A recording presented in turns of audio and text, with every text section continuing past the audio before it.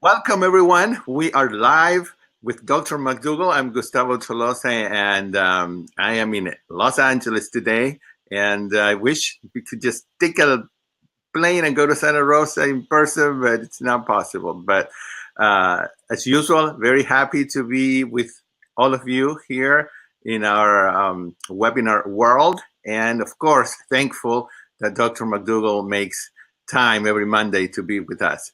So I want to welcome Dr. McDougall. And how are things going up there in Northern California? Well, we're going good. We're running a 10-day program right now. It's an open to the public program, so that people, just randomly can sign up, as opposed to when we run companies with employees from certain companies like Whole Foods and CenturyLink, and then we take a segment of their sick employee population that's willing to get well. And this time we're doing a public presentation. A lot of very, very nice people.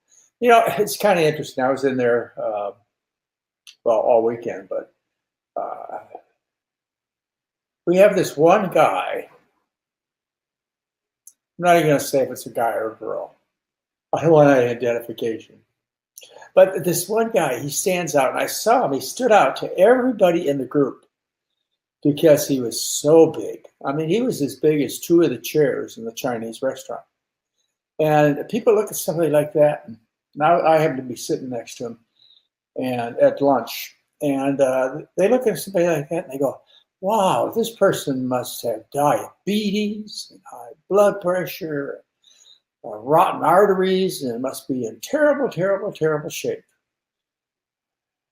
Well, when I get to see him as a patient, and I've seen a dozen of the people such as I described, just huge. I mean, they're not just 30 pounds overweight. They're not just the measly 60 pounds overweight that you're fighting with. They're 200, 300, 400, 500 pounds overweight. These are very special people. They become even more special when you get to peer inside of them with your various instruments. You find out, first of all, they don't have high blood pressure. Their cholesterols are rock bottom. Not a sign of diabetes. Their blood sugars are rock normal, perfect. They may have a little trouble getting around because they've been carrying around an extra 300 pounds of body fat, and so the lower extremities may be troublesome. Well, sometime this week I'm going to have a chance to tell this person, man or woman, what the problem is. They have a very special condition. And that condition I just name as an adaptive phase that doesn't occur in this particular person. When people talk about insulin resistance causing diabetes. Well, this guy doesn't develop insulin resistance. Let me explain to you what happens. Most of us, when we eat a lot of food, we gain 10, 20, 30, 40 pounds.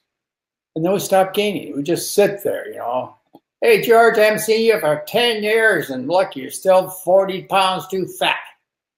I seem to hang around that weight.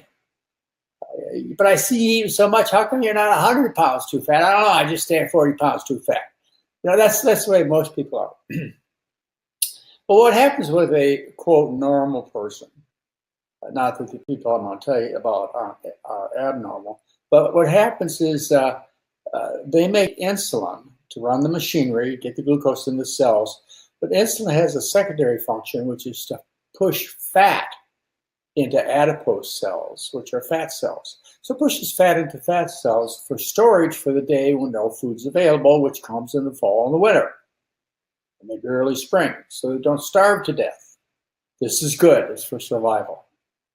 But, you get up to 30, 40 pounds, and it gets hard to get over the little mountain, or it's hard to get through the stream, or it's hard to get in the cave entrance, or it's impossible to outrun the saber-toothed tiger. And all of a sudden, this 40 pounds becomes a very good survival advantage in order to turn it into a disaster if you'd have been 400 pounds. See, the body will tolerate a little bit of fat excess to get ready for that winter, but just enough, not too much. It doesn't want to make you too fat, like the gentleman I was with yesterday. so you can't get up the tree or through the opening in the cave.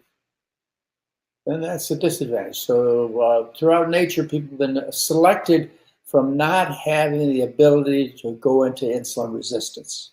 See, what happens with this man or woman is they sit down and eat, and when they eat, their insulin doesn't shut down after being satisfied. So you and I eat, insulin is produced, insulin levels go down afterwards. Then what happens is we gain a little bit more extra weight, and the insulin becomes less effective, develops insulin resistance, so that we don't gain even more weight. So the little receptors on the cells that allow sugar to go into the cell where it works, or fat to go into the fat cell where it's stored, they develop an insulin resistance. So those openings and passages don't occur easily. That's insulin resistance. And that's why most of the people you know walk around malls and so on are 40, 50, 60 pounds overweight and not 400, 500, 600 pounds overweight. But let's just say you don't develop insulin resistance, and that power to absorb fat continues and continues and continues unchecked. Then what happens is you get to be huge. I mean, I've seen television stories, news stories where people have had to be picked up by forklifts and moved to the hospital because they've been over 1,000 pounds. I mentioned that yesterday only because I had a chance to have lunch with somebody that really didn't understand how normal they are. They have normal blood pressure. They have normal cholesterol. They're in great health. It's just that their insulin gene will not turn off. They can't develop insulin resistance like somebody usually would. And then with the insulin resistance, what happens? The blood sugar goes up, so they have diabetes. If you don't have insulin resistance, the insulin works, the blood sugar stays down, so you see this person who's 600 pounds, and hey, they gotta have diabetes. Well, they don't. So they don't develop insulin resistance. Anyway, that's not what I was going to talk to you today. I want to talk to you a little bit today about, let me get them out. I wrote back in the 2004s, I got interested in doctor-patient relationships stuff. I don't know why I didn't have any medical relationships with my family. It was mostly me just dealing with patients. How to be a good doctor to patients. Well, from my point of view, some of the things that I learned from my mentors were things such as listen. Yeah, listen. Don't talk. Listen. The patient is going to tell you everything that you want to know before you even do a physical examination as to what's wrong with them. So just talk to them. And I found it also very helpful to touch people. I know when I had a physical examination for insurance several years ago, and the doctor didn't even touch me. I'm a doctor. I'm a patient too, and the doctor didn't even touch me. I felt there was a lack of communication there. So I think as doctors, you got to be listeners. You got to be close. You got to get confidence, comfort from the patient. But the patient is the one that's out there looking for a good doctor, and I get asked every day by email, in person, how do I find a good doctor? Well, there are lots of good doctors out there. In fact, I would say the second highest tier in intelligence and aggressiveness in the occupations of the world are physicians. So the smartest, cleverest, some of the most aggressive in a good way people in the world are physicians. It's a tough field. You got to be dedicated to hard work, and you got to be pretty smart too. And the reason is you got to be pretty smart because everybody else wants to become a doctor too. I went through the admission process of medical school twice, once for myself and once for my son, who's now a professor at OHSU. That's the medical school in Portland. He works there as a university professor. You have to work hard, and so the competition is great. The only higher competition I can think of also comes from a financial point of view, or more obviously from a financial point of view, and that's Wall Street. They're the really top dogs. That's where they get the jobs. So you're dealing with very powerful people and very smart people, and they have the potential to do a very lot of good for you. But, if their agenda is not yours, which I assume is getting well, not getting drugged, if their agenda is to get you through the 7 minutes of time that it takes for the average office visit and check the box and get your payment in, if that's your all the time you have. You want to, as a patient, you want to find a doctor who will take the time with you, who will listen to you. And you say, well, the doctor has the patient time set up very carefully. There's a whole row of patients in there. And I know this is embarrassing for many people as they go into the doctor's office and they sit down and they can't find a place to sit. And they walk up to the front desk and ask if all these people have to be seen. You say, yes, they do. And you say, you mean I have to sit here for an hour and a half to get my blood pressure checked? And the nurse says, yes, you do. And then you get mad, your blood pressure goes up. By the time you get in the office, that blood pressure is sky high. You shouldn't find yourself in that kind of situation. This is supposed to be a very pleasant situation. If you have a doctor that you like to see who always is late for appointments and ruins your schedule, tell them the front desk. Tell them, look, I'm an important person too. Please put me on the schedule. And, put me on the schedule so I don't have to wait 5 or 10 minutes, or I'm going to have to leave. So you want to get respect from the doctor, that's for sure. And that's often hard to get, particularly the way that we're educated. We're educated to be real smart.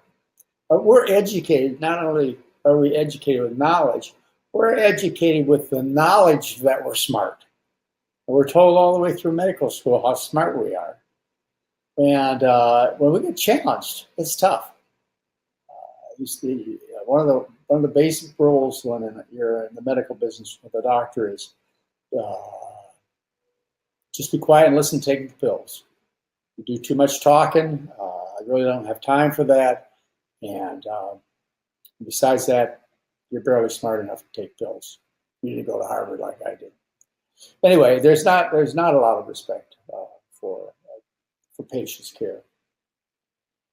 I had a really uncomfortable situation about 10 years ago. One of my patients, let's just call her Marge. She'd been my patient for almost 15 years. And she had endometrial hyperplasia, which is a precancerous condition of the uterus. And she went to her male doctor, and the male doctor said, well, you have to have a hysterectomy. And she came and asked me, and I said, there's no evidence that a hysterectomy is going to prolong your life. And you're going to have to go through the surgery and the risks and so on. So I don't recommend it. Well, she didn't get along with that doctor very well either. So anyway, she went to a female doctor this time. And this doctor was a real hotshot around the medical school. And she was a pediatric gastro or pediatric OBGYN specialist. And she was pretty well known.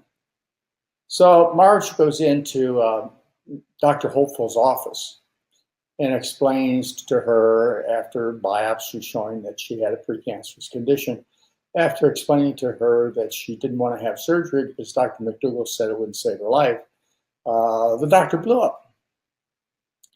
And this is what you find a lot. Doctors get mad at patients.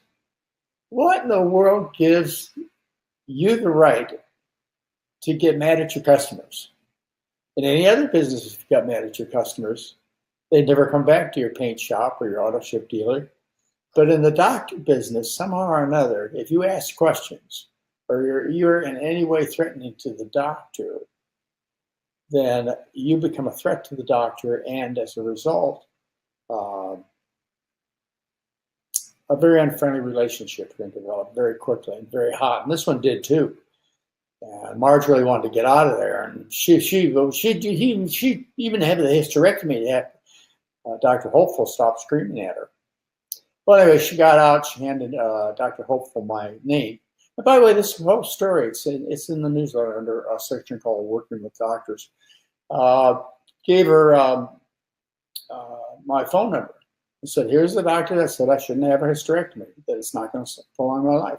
A hysterectomy is the most common operation done on women for as long as I know. Done for mostly unnecessary things, like fibroid uterus, or, well, anyway, largely done for unnecessary reasons. And so the doctor called me up that afternoon. She was in Michigan time, so it was early afternoon for me. And she just starts screaming at me. And she told me, "You're going to kill the patient. I'm going to turn you into the medical board. I'm going to turn you into my hospital. I'm going to turn you into your hospital. I'm turning you. You're just crazy." She told me, "I'm not a real doctor because I'm not an OBGYN doctor. I'm just a general doctor. I should be pushing my pills and take care of my diabetics and keep out of her way and keep out of her business." And I said to her, "Why? Why do you recommend hysterectomy?" She says, "Because all the research ever published shows that a hysterectomy saves lives." I said, "Oh, okay. Show it to me." Well, that evening, I got an email from her that contained 10 citations. By the next morning, I had read all those 10 citations. And I wrote back to her and I said, not a single one of these citations supports hysterectomy. In fact, in some of the studies, women turned out worse after a hysterectomy. I added, I should take you to the medical board, to your hospital. I should have you banned from practicing for abusing patients. But I don't think I wrote it. I added when I talked to Marge, I said, she's the one that ought to be thrown out. She has no respect for patients at all. But she pleaded with me not to do it, so I didn't do it. Anyway, how to pick a good doctor. When you're looking for a doctor, you want to find someone who can communicate well with you and does respect you. Someone you feel you can really talk to and get answers. And someone will say, "No, I don't understand that. I don't know what to do about that. I have a good friend," or not good friend's the wrong word. "I know a specialist will be out there to help you take care of your problems." And that's the kind of doctor you want to have. Not necessarily the most popular doctor, but the one who makes you feel most popular when you're in the room and you have the most attention from. And there are a lot of good doctors out there. People ask me, we're going to find a doctor that practices like you, Dr. McDougall. Well, the answer is you don't. Sad to say, and don't take it the wrong way, there's only going to be one Dr. McDougall ever. And I don't know that the world could stand two. But, everybody has their own personality and their own skill set. 99% of the students who went through medical school were taught, still today, that food has nothing to do with disease.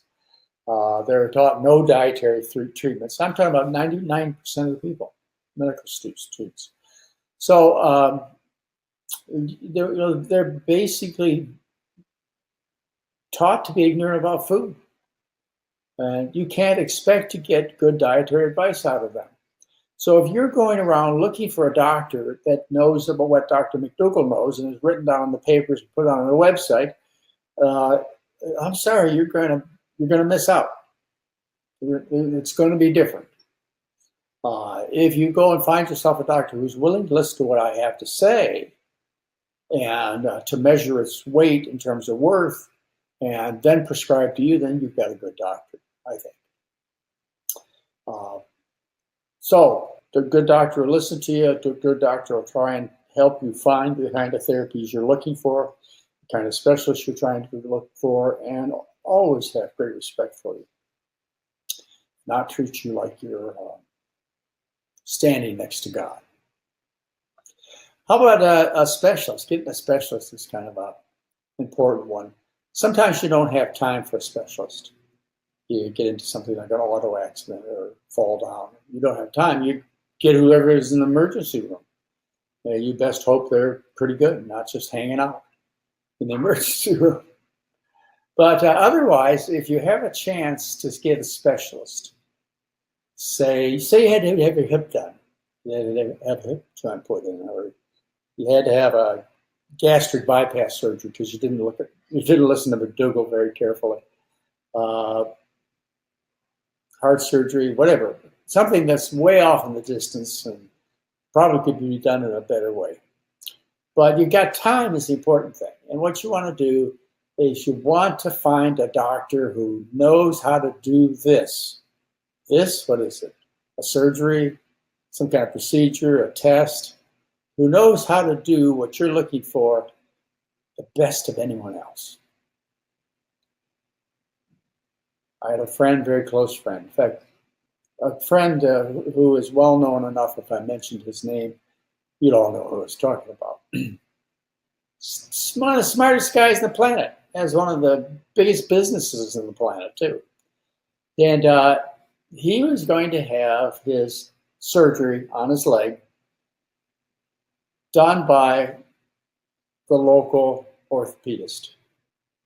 First thing I asked him is, how many of these do you do a month? He says, about 2. I said, well, you don't want to see somebody like this. You want to see somebody when you go and ask how many of these do you do a day, he or she comes back and says, I do 6 or 8. You want to find a hip factory. But that's all they do all day long. You want to find the person who has that skill, whether they're nice or not nice, but has the skill that you're looking for and performs it commonly with great success. That's what you want to have for a specialist. Specialists, they have their egos, unfortunately, distorted even more than family practitioners do. So it may be best to have your family practitioner by your side or as some type of conduit to help you get your communication across with your specialist. So I think what I'd like to end on this is sometimes people need doctors. We're over-doctored as far as needs in the United States. And that's because we're over-sick with diseases caused by food poisoning. And we could cure basically 90% of the diseases that we have by stop poisoning people with fish and beef and cheese and all those kinds of things. And that'll never happen. But we could also reduce the number of physician needs by educating people, educating them about taking good care of themselves. You know, what do you do if you get an earache? What do you do if baby gets a fever? Those kinds of educational messages would help a lot to cut down on care. You want to know how to take good care of yourself and your family. You want to know how to eat. You want to be in a situation where you can't remember the last time you went to see a doctor. You said, well, how about an annual physical exam? Well, the annual physical exam has been passé by every organization in the world except by the Journal of the American Medical Association up until recently, which they represent the doctors. The Journal of the Canadian Medical Association, they banned physical examinations 30 years ago. So did every other physician group, except for the Journal of the American Medical Association. The idea for the annual exam was that maybe somebody will catch something. They rarely do catch something of importance. More often, they may catch something that is of unimportance and leads to some important surgery or side effect or catastrophe. So don't go looking for trouble. I think it's the way it goes. Don't go looking for trouble. So when should you go to the doctor? Well, I think you should go to the doctor when you're hurt or when something looks like it's wrong. You got something growing out of here, you should probably get it checked out. Or if you have a bad stomach ache or your leg hurts, there are just a few signs and symptoms in the body that tell you you're in trouble, like pain and swelling and redness. If you feel generalized symptoms like fatigue or you think you're sick, that's when you should go to the doctor. Well, how about routine examinations to catch something early? Well, the biggest sales pitch on that is for cancer prevention. The biggest screening business that there is uh, the cancer screening business, even more than heart disease. And they do something called disease mongering. Disease mongering is where you go out and you find a whole bunch of well people and you turn them into sick patients. That's disease mongering. Well, we do that with mammograms, telling you to do breast self-examination, colonoscopies. Let's leave it aside for other bowel exams. I've given a slightly favorable plus to other bowel exams in my July 2016 newsletter. So maybe you'll want to get a bowel exam. Let's see. How about a bowel exam? One bowel exam, like fecal stool blood, or genetic material testing they have called Cologuard. How about a sigmoid exam? Maybe one of those. And that would be it. I think probably one sigmoid exam and or one exam of the bowel using tests of the stool would be good enough exam to have one time around the age of 60. Why 60? Well, you got to get to be a certain age to get colon cancer. And after that age, you're not going to live long enough to die with colon cancer. So benefits in terms of overall mortality are not there when it comes to colonoscopy. And even colon examination in general, overall mortality is not improved. Cancer-specific mortality is improved. You have less chance of dying of cancer, but more chance of dying on the operating room, looking and fixing the cancer. So I don't think you should be going for screenings. That includes mammograms. It includes breast self-examinations. It includes colonoscopies, maybe one colon exam a year. You should check when you go to the dentist, check in your mouth and see whether or not there's some early plaque changes. That would be worthwhile. It'd be worthwhile to look at your skin once in a while, just once in a while, and see whether or not anything is bleeding or inflamed or is changed, and bring that to the doctor's attention. When I say that, remember that the United States Preventative Services Task Force, the most respected organization in the world, or the United States at least, for keeping Americans healthy.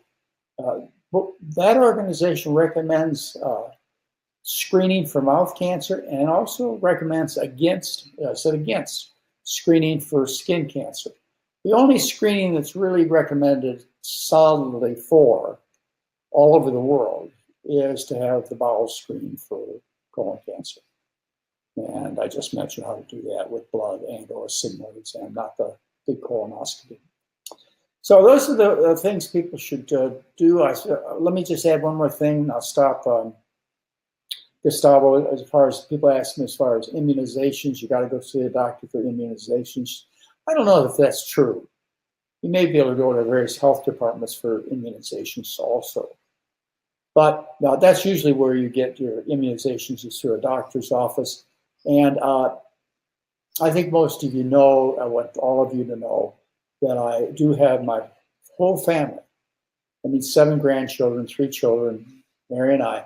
Our whole family has been immunized against common problems.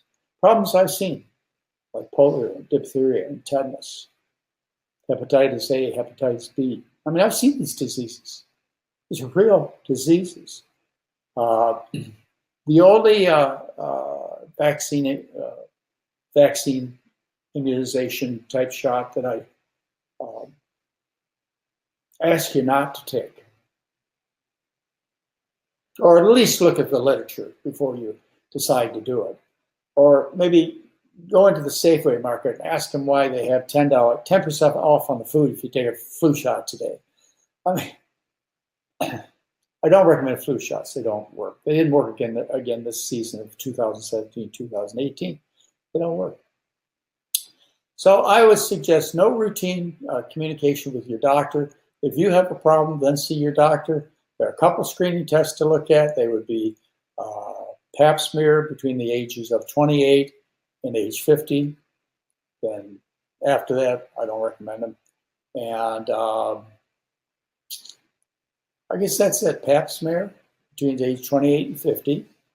And one significant colon exam, like a sigmoid or a stool for blood. So, Gustavo, that's how I feel you should. Doctors are important people. Don't pick on them so much. John. Yeah. Thank you. That was so. Can you hear me okay? I can, yeah. Okay. That was so practical, Dr. McDougall, and useful, and it needed to be said. And I am looking here at the chat, and people are turning in questions. I just want to say that a lot of the questions that you're typing have already been answered in many of these webinars that Dr. McDougall and I have done.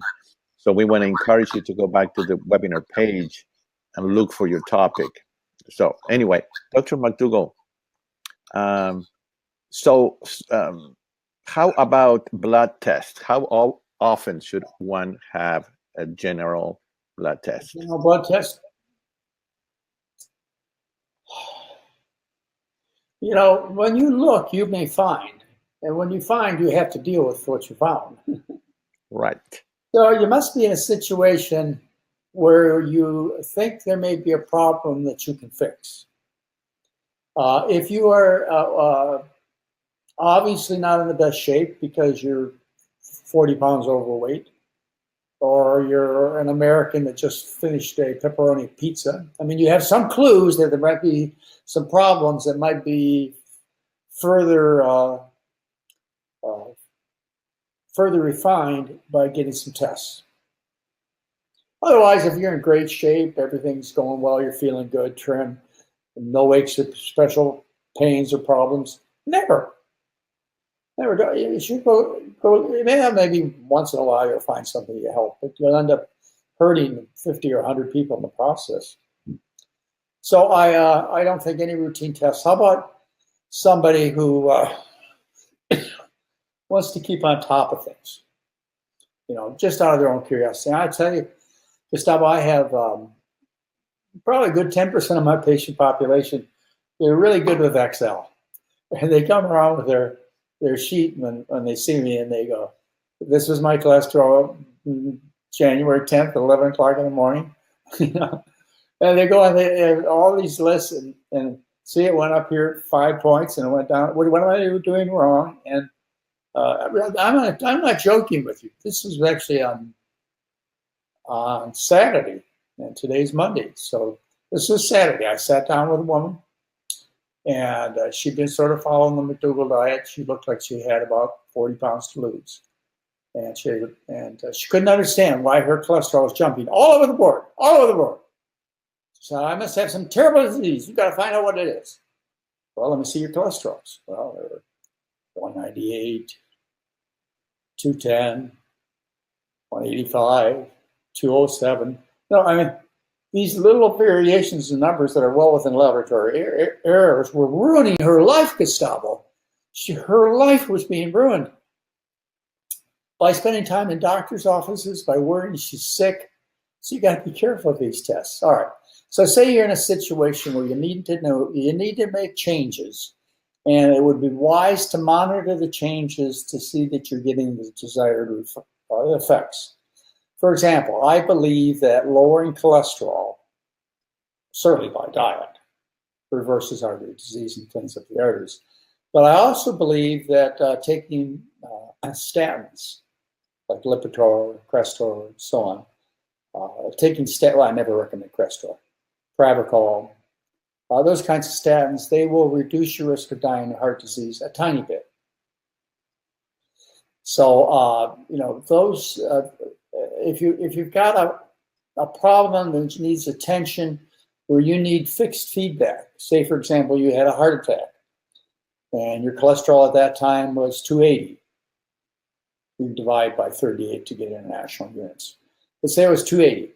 Okay, so you go through the heart surgery, you down your double steak and cheese sandwich in the ICU before they throw you out the door. They always got to get you set up for the next procedure. The very food that brought you there in the first place, they serve you as soon as you wake up. Anyway, you may want to follow, see if you're making progress with the pills or the diet, or both. And you may set yourself a goal. I set a goal for some people. In fact, I think I was the first one to ever set this goal, but I'm not going back 40 years. But I think I was the first one to set the goal of 150 or less as an ideal cholesterol. And I'm sorry I did that, because it made people fanatic. They all wanted to just accomplish one thing, which was a cholesterol 150 or less. Where did being healthy go? That's what you want to do, is be healthy. You know, I can make your cholesterol 20, and you can eat fried steaks all day long. I'll just put you on enough cholesterol. So anyway, you got to make sure that these numbers don't ruin your life by worrying you. When you get them done, make sure that you don't overreact, and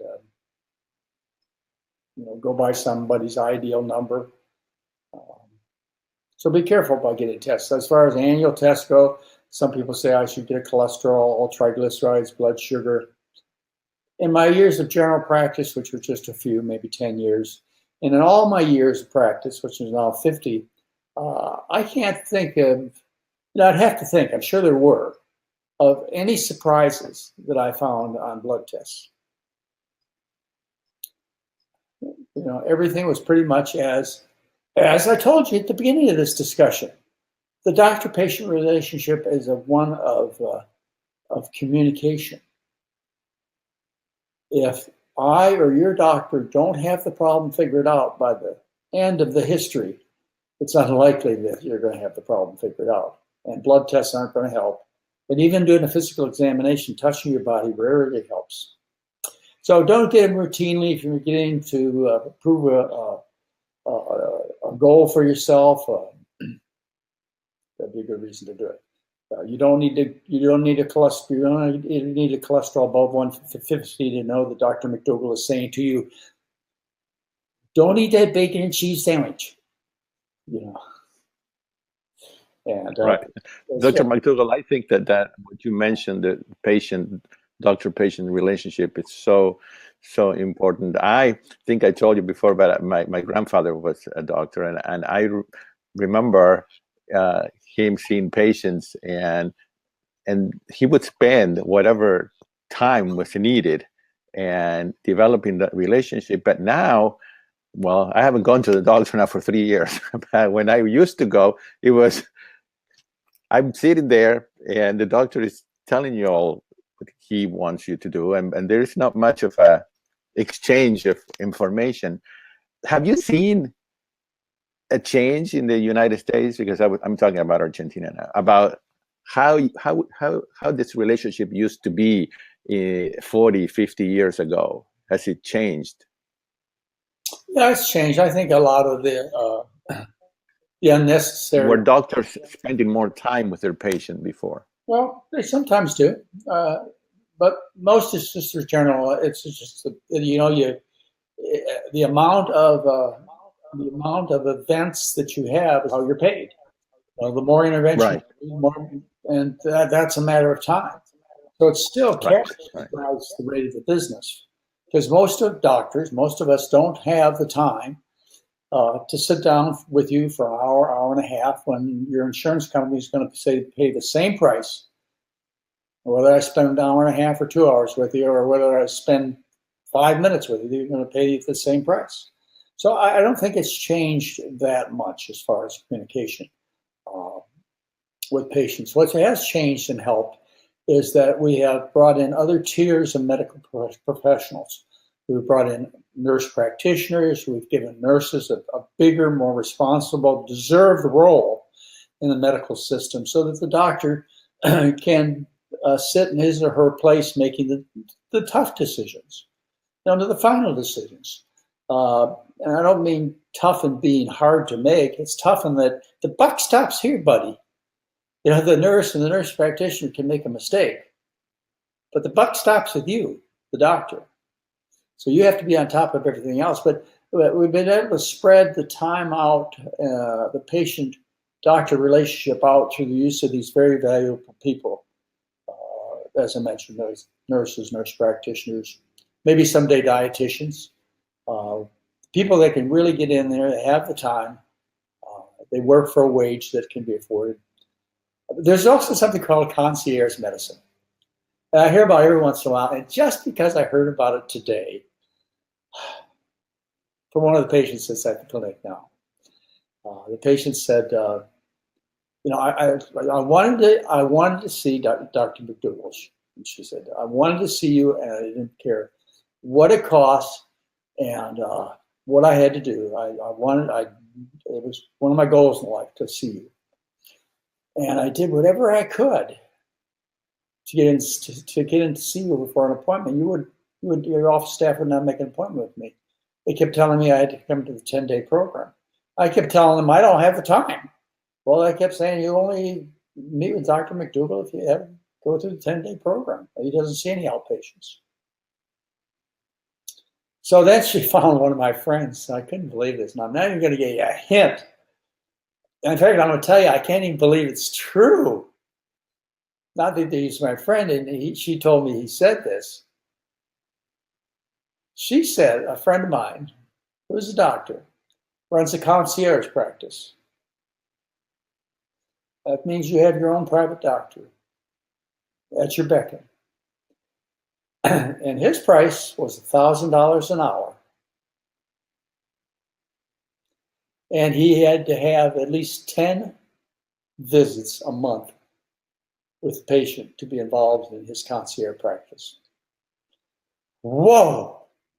I thought that really hit the top. $1,000 an hour, guaranteed 10 visits a month. So you get all the time you want, Gustavo. And of course, all she needed was she just needed a little reassurance that she was doing well. Right. Well, I guess everything comes back to money, right? It seems to me.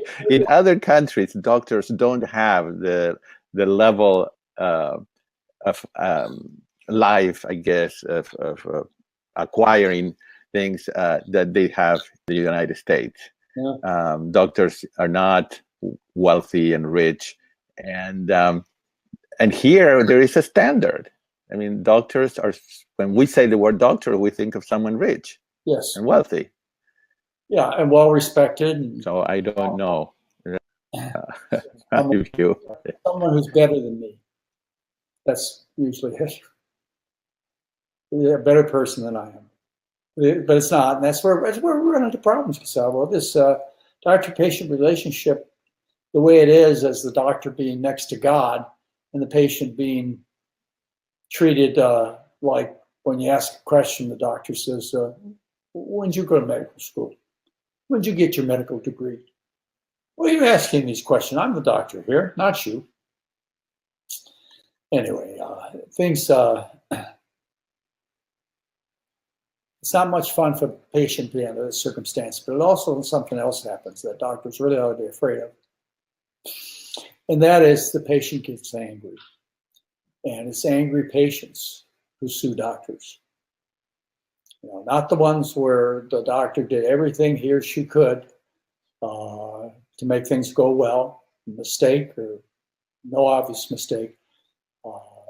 You're more likely to survive it as the patient's doctor, not being the end of a long lawsuit. Then if you're nasty, you walk in the room and, you don't talk to the patient, you don't communicate with the patient, you're putting yourself at risk. An unhappy patient can be a very dangerous patient when it comes to lawsuits. Anyway, we're running a 10-day program now, people from all over the world, with problems as varied as diabetes and multiple sclerosis, high blood pressure. I told you about the fellow. Well, I only see maybe one a year, the guy who doesn't develop insulin resistance. It just keeps me getting fatter and fatter and fatter. So it's one of the best times for me of the whole month when we get to see patients. A lot of fun happens then. What we're also trying to do, as many of you know, and you can be of some big help to us, is we're trying to get companies involved. We have CenturyLink, which is a big telecommunication company, who sends their employees to our program, and Whole Foods Market, likewise, sends their employees to our program. We'd like to have more companies spending their money wisely. As I told the folks at CenturyLink last November when they were there, there were over 100 of them there. I said, your company spent on all of you, 100 people, less money than if one of the employees at CenturyLink had a bypass operation that went well. If it went poorly, we could probably have 300, 400, 500 people here that paid for the same price. So anyway, I think I've lost the show, or I've lost Gustavo, and I don't know how to fix anything, but I will take a break and talk to you guys, all you guys, next week. We have a program coming up probably in about 3 weeks, and we'd like to have you join us. Maybe more like 6 weeks forward. Everything is on the website. You'll all find it there. I'm Dr. John McDougall. Pleasure having you along. Bye-bye.